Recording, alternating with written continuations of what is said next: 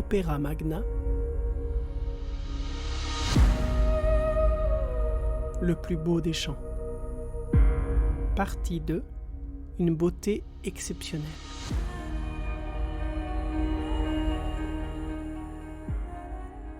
Et Cantique des Cantiques, chapitre 1, versets 5 à 7. J'ai la peau sombre, mais je suis belle. Ne me regarde pas parce que j'ai la peau sombre, parce que le soleil a fait luire ses rayons sur moi, parce qu'on m'a mise à surveiller des vignes qui ne m'appartiennent pas. Dis-moi, mon amour, où pourrais-je te rencontrer? Charles Gounod est un célèbre compositeur pour qui la religion comptait beaucoup. Il a par exemple composé Faust, d'après un conte de Goethe. L'un des personnages principaux est Marguerite, une jeune campagnarde innocente qui tombe dans la tentation de la beauté extérieure. L'air le plus connu de cet opéra est l'air des bijoux, dans laquelle Marguerite se regarde dans un miroir et se sent absolument magnifique. Ah, je ris de me voir si belle en ce miroir. Ah, je ris de me voir si belle en ce miroir. Est-ce toi, Marguerite? Est-ce toi? Réponds-moi, réponds-moi. Réponds, réponds vite. Non, non, ce n'est plus toi. Non, non, ce n'est plus ton visage. C'est la fille d'un roi. Quel rapport y a-t-il entre cet air et le Cantique des Cantiques? Nous le verrons dans une minute. Quand j'étais adolescent, j'aimais beaucoup lire, surtout les bandes dessinées. J'avais une préférence pour les bandes dessinées belges, Tintin en particulier. C'était génial parce que j'y apprenais l'histoire et la géographie et je découvrais des histoires policières ou des intrigues diplomatiques.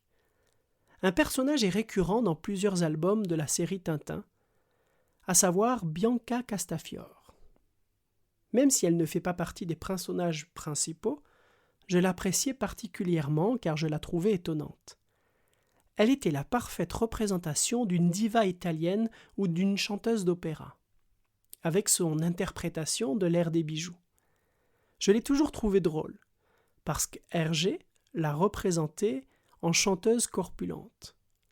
Pourtant, elle se sentait extrêmement belle devant un miroir. De nombreuses années se sont écoulées avant que je ne réalise que la beauté était bien plus qu'un idéal de mode imposé par la société. C'est la raison pour laquelle je sous-estimais les courbes de Bianca Castafiore. J'ai appris que la beauté venait de l'intérieur, parce que la beauté dépend de l'intelligence du regard.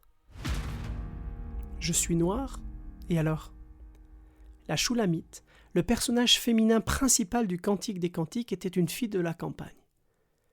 Elle faisait ce que faisaient les paysannes de son temps, elle travaillait dans les champs. Une telle activité avait évidemment marqué son physique. Ses mains n'étaient plus si douces, elles étaient très musclées, et elle avait la peau mate. Et oui, l'histoire se répète.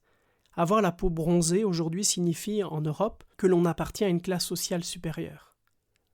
Le bronzage est synonyme de plongée aux Maldives, de surf à Tarifa, de temps passé au soleil de Cancun ou à Majorque. Mais ce n'était pas le cas à l'époque. La peau claire était associée aux filles riches de Jérusalem, qui ne s'exposaient pas au soleil, car le travail à l'extérieur était réservé aux domestiques. La Shulamite regarde sa peau, puis jette un coup d'œil à ceux qui se trouvent autour d'elle et déclare, permettez-moi de moderniser le texte, « Jeune fille riche, j'ai la peau sombre, mais je suis attirante, comme un sac Louis Vuitton, comme le parfum Givenchy d'Audrey Hepburn dans Breakfast at Tiffany's. Ne regarde pas la couleur de ma peau, parce que c'est le soleil qui l'a foncée. »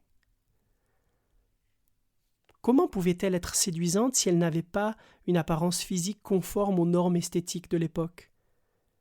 La façon dont elle présente sa particularité révèle déjà son vrai caractère, sa richesse intérieure. Il me semble important que vous preniez connaissance de ce texte dans sa version originale. Il se présente ainsi. Haltir uniti, shehani sheharhoret, shezafatni, ashamesh. Allez-y, lisez-le aussi vous à voix haute. Il y a beaucoup de « ch », « s » et ils ne sont pas là par hasard. Ce sont des « ch » de chuchotement, parce qu'elle n'a pas besoin de crier ou de s'imposer pour montrer qui elle est. Ce sont des ch d'admiration, qui sont bien plus attirants que le chant de 1000 sirènes. Son bien-aimé a dû être envoûté quand elle a parlé comme cela. C'est comme si elle essayait de faire savoir que sa beauté extérieure était temporaire et qu'il y avait au plus profond d'elle beaucoup de choses passionnantes et une grande bonté. Il n'est pas étonnant que Salomon, dans sa sagesse inégalée, ait prêté attention à elle. C'est ainsi qu'il est tombé amoureux de cette fille de la campagne à la peau sombre et au cœur multicolore. La tyrannie de l'esthétisme. Lorsque vous mesurez la beauté en termes de courbes ou de lignes droites, selon des principes de symétrie ou en fonction de la surface de peau que vous montrez, d'une certaine façon, vous vous vendez. En fait, ce type de raisonnement finit par transformer les êtres humains en objets. Il est vrai qu'il est très courant dans notre société de consommation de transformer les gens en simples objets. Mais les gens sont des êtres humains et non des objets. Le fait de considérer nos semblables comme des objets a des conséquences à court et à long terme. L'une d'entre elles est, par exemple, la honte que nous pouvons ressentir si nous ne répondons pas aux critères de beauté du moment. Nous nous sentons alors gênés et inhibés. Une autre conséquence est l'anxiété que nous ressentons parfois lorsque notre image corporelle est constamment évaluée. L'idéal de beauté finit par être le seul facteur qui donne de la valeur à une personne. C'est bien triste, et cela n'a pas lieu d'être. Je dois le redire, les gens sont des êtres humains et non des choses. C'est la raison pour laquelle je suis fasciné par le courage de la Shulamite lorsqu'elle déclare qu'elle est bien plus que de la peau. C'est un être humain qui travaille, qui a des sentiments, qui aime et qui mérite d'être respecté. La société de consommation nous apprend à apprécier la beauté extérieure, et nous l'impose même. Mais nous devrions surtout apprendre à comprendre ce qu'est la véritable beauté. Permettez-moi de mentionner quelques critères pour vous aider à découvrir la beauté intérieure des autres. Le sourire. Un sourire en dit long sur un être humain. En fait, il nous rend humains. On dit qu'un sourire ne coûte rien et pourtant, un sourire est très précieux. La gentillesse. Il n'est pas facile de faire preuve de gentillesse et de bienveillance. Les tensions sociales nous font oublier qu'un mot gentil prononcé au bon moment fait beaucoup de bien et en dit long sur nous. L'humour.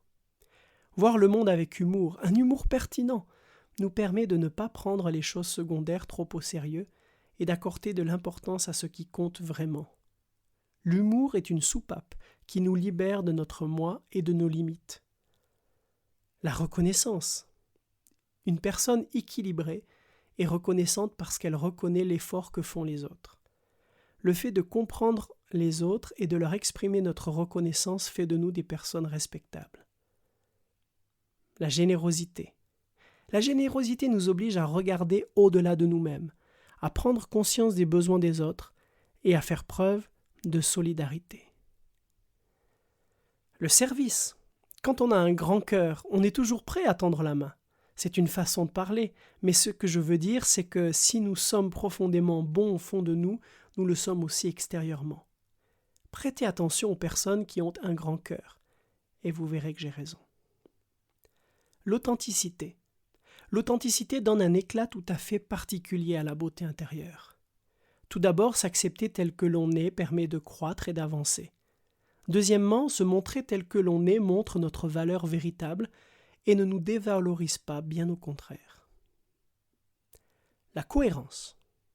Si vous vivez de façon cohérente avec ce que vous dites, c'est une excellente chose. Ne pas mener une vie conforme à ce que l'on dit est peu satisfaisant.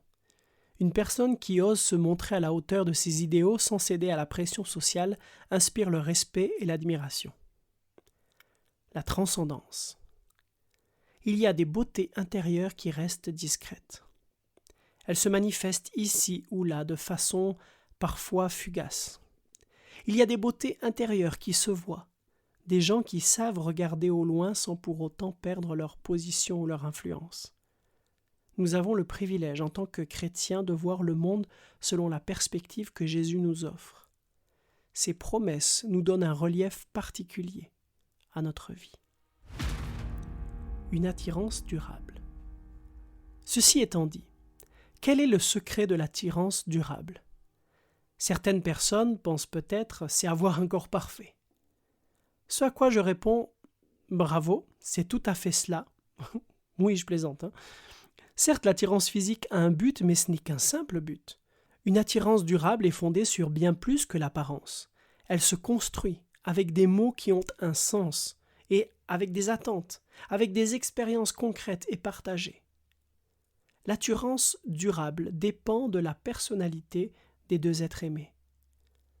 De nombreux passages du Cantique des Cantiques évoquent les caractéristiques physiques des deux êtres aimés. Ce livre ne dit pas que Salomon aime toutes les belles femmes, ni que la Shulamite aime tous les hommes au physique avantageux. Non. Salomon aime la Shulamite et tout ce qui la rend spéciale à ses yeux. Et la Shulamite vit la même chose avec Salomon. C'est le regard amoureux porté sur l'être aimé qui produit une attirance durable. Job, un autre homme sage, dit ceci dans le livre de Job, chapitre 31, verset 1er. « J'avais conclu une alliance pour mes yeux. Comment aurais-je pu fixer mon attention sur une vierge ?» Job a choisi de regarder l'autre avec un regard empreint d'un amour véritable, plutôt qu'avec un regard fugace. C'est ainsi que Salomon et la Shulamite se sont aussi regardés.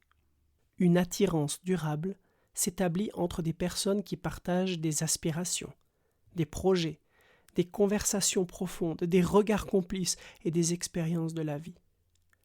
Ensemble, ils construisent un monde intérieur qui compense la détérioration physique qui se produit inévitablement au fil des ans.